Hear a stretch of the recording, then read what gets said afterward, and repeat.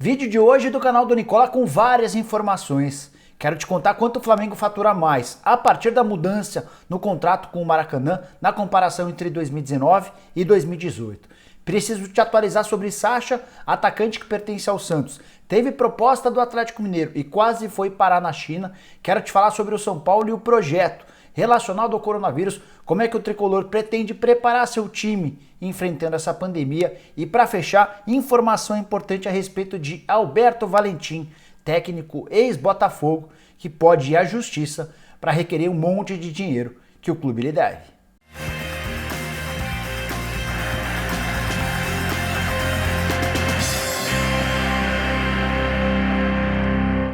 Fala aí pessoal, eu sou o Jorge Nicola, bem-vindo a mais um vídeo do canal. E antes de passar as informações que eu prometi agora há pouco, lembrar que nesse domingo a partir das 8 da noite, live pra gente bater papo, se tirar dúvida, esclarecer pontos a respeito do seu time do coração, beleza? Então marcado a partir das 8 da noite, aproveita, se inscreve no canal, aciona o sininho, porque a partir daí você passa a ser notificado toda vez que eu fizer vídeo novo ou live. Quero começar esse vídeo falando sobre Alberto Valentim, demitido do Botafogo no último dia 9 de fevereiro. Ele cai depois de uma derrota num clássico para o Fluminense 3-0.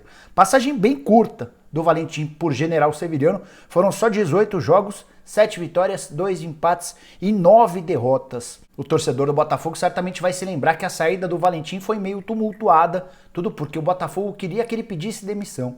O Valentim deixou bem claro que se a diretoria quisesse demiti-lo não haveria problema nenhum, mas precisaria assumir os ônus dessa demissão, entre eles o pagamento de uma multa de 10 salários. O Valentim ganhava algo na casa dos 200 mil reais por mês no Botafogo, 10 vezes 200 e a gente tem o valor da multa de 2 milhões de reais. O Botafogo ainda não pagou, tenta convencer o Valentim a abrir mão de boa parte dessa grana. O Valentim não parece muito animado com essa ideia.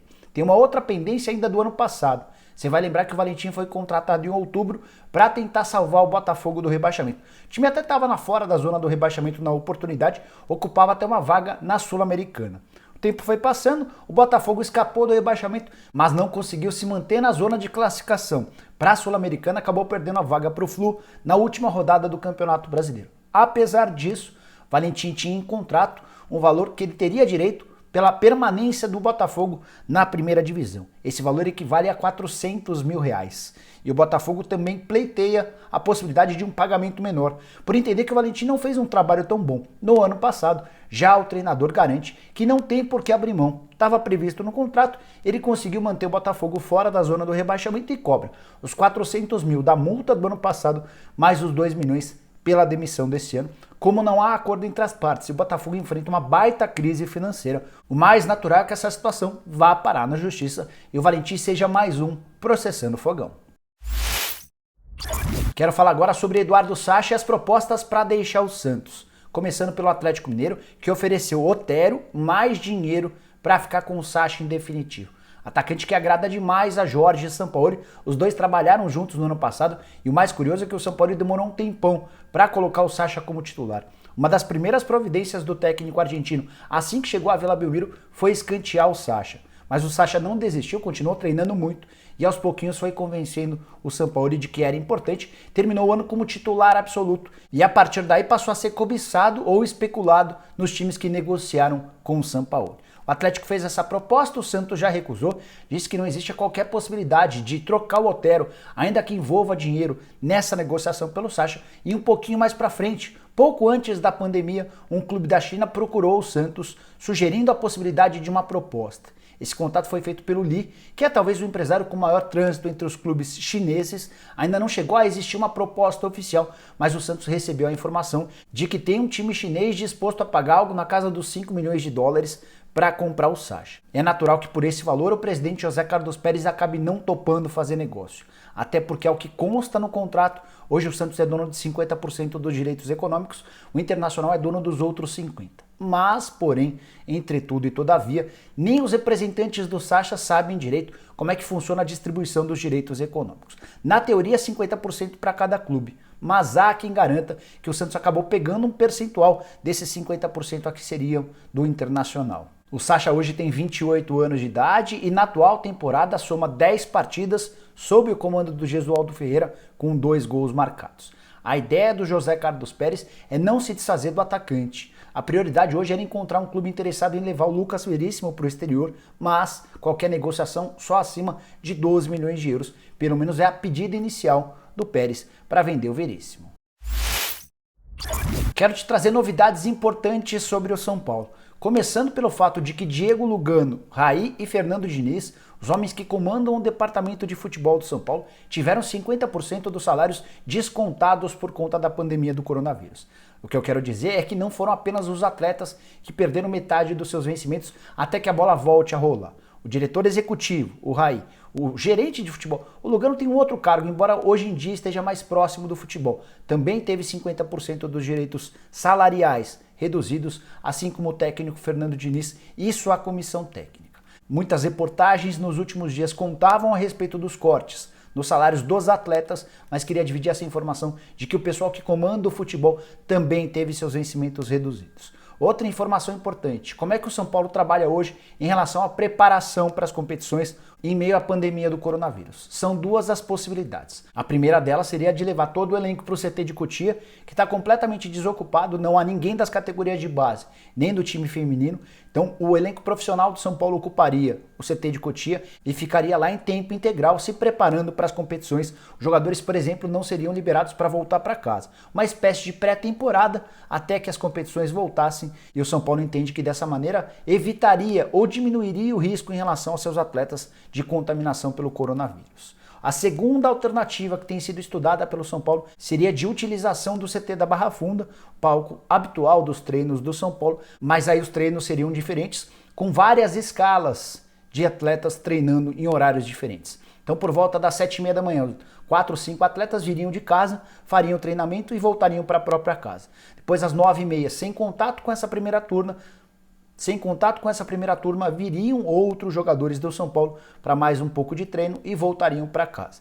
E esses treinos seriam escalonados, evitando o contato entre os atletas e também diminuindo assim a possibilidade de contaminação por conta do coronavírus. O principal projeto, a maior ideia, é aquela de concentrar todo mundo no CT de Cotia. Mas São Paulo ainda não tomou sua decisão nem de quando os atletas voltam desse período de férias.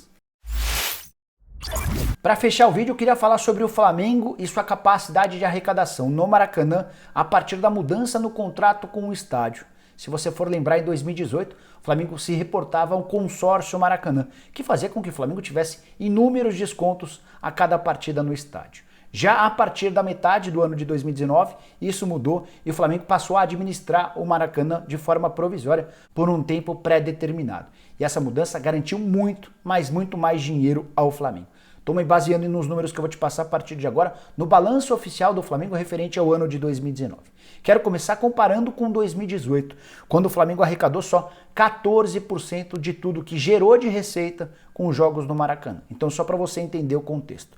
O Flamengo, em 2018, com suas partidas no Maracanã, gerou uma receita total, bruta, de 44 milhões e 700 mil reais. Mas, com todos os descontos, só viu entrarem nos cofres do Flamengo 6 milhões e 300 mil reais. Ou seja, 14% de tudo que foi gerado de receita acabou entrando nos cofres do Flamengo. Muito, mas muito pouco para um clube que gerou tanta grana, mas colocou tão pouco nos seus caixas. No ano de 2019, essa situação mudou radicalmente, também por conta dessa administração do estádio. O Flamengo conseguiu se livrar de uma série de taxas e aquele percentual de 14% da receita bruta, que se transformou em líquida, passou para 44%. Os números são os seguintes: o Flamengo gerou em 2019 de receita bruta 109 milhões de reais com todos os seus jogos como mandante no Maracanã. A receita líquida, aquilo que sobrou para o Flamengo, foi de 48 milhões e 500 mil reais, ou 44% na comparação com a receita bruta. Uma excelente notícia para um clube que teve média superior a 50 mil pagantes por jogo nas partidas do Maracanã em 2019.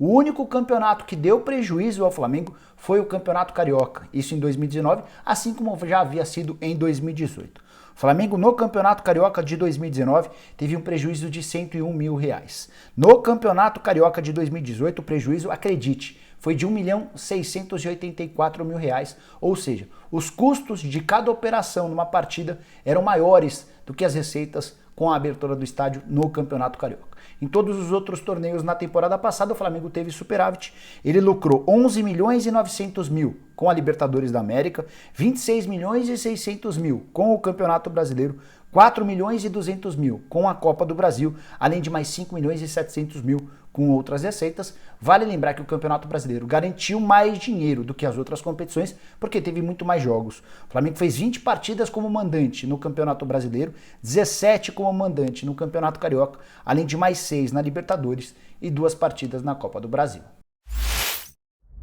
Bom, pessoal, eram essas as informações que eu queria dividir com vocês nesse domingo. Espero que tenham curtido o vídeo e deixem um like por aqui. Quem ainda não se inscreveu no canal do Nicola é bem fácil.